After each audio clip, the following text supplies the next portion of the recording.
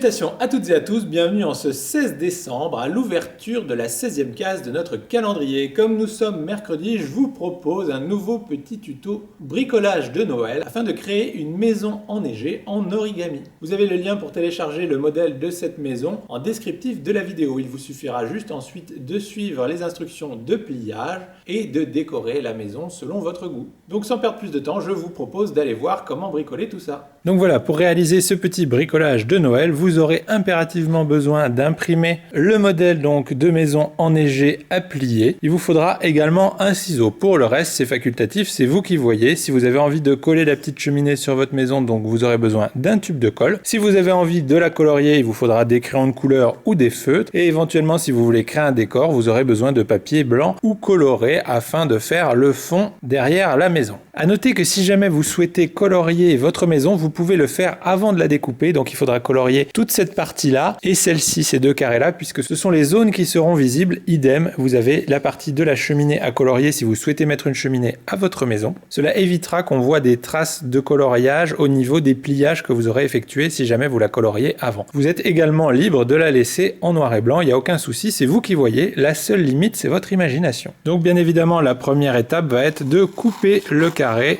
dans lequel se trouve la maison. Vous pouvez également, si vous le désirez, couper la petite cheminée.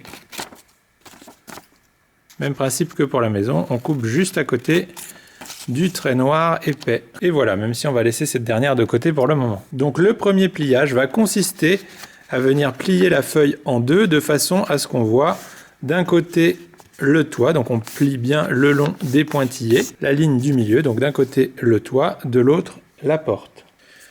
Une fois que ça c'est fait, on va venir donc plier les éléments, donc le toit et la porte,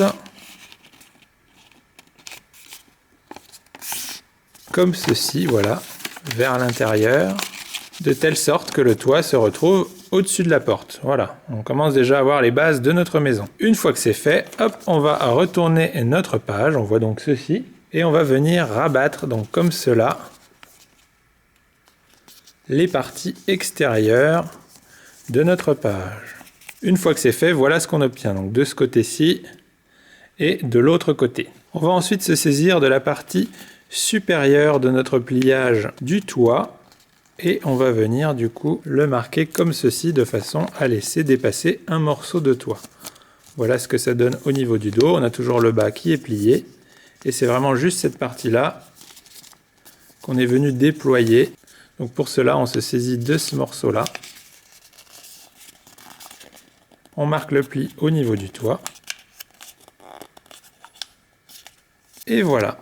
Notre maison en 3D est prête. Bon, j'avoue que j'ai plié ça un peu comme un goret, donc c'est pas super génial, mais voilà l'idée derrière ce pliage. Donc en bonus, si vous avez le cœur festif, vous pouvez venir plier en deux de façon à ce qu'on voit le dessin, la petite cheminée. Après, selon si vous comptez coller ou autre votre œuvre, si vous voulez juste la poser, voilà, c'est tout à fait possible comme ça. Vous la faites sortir autant que vous voulez, à gauche, à droite, vous personnalisez votre petite cheminée comme vous le souhaitez. Si vous voulez que ça tienne, en tout cas, c'est là qu'intervient la colle. Hop, un petit peu de colle à l'intérieur.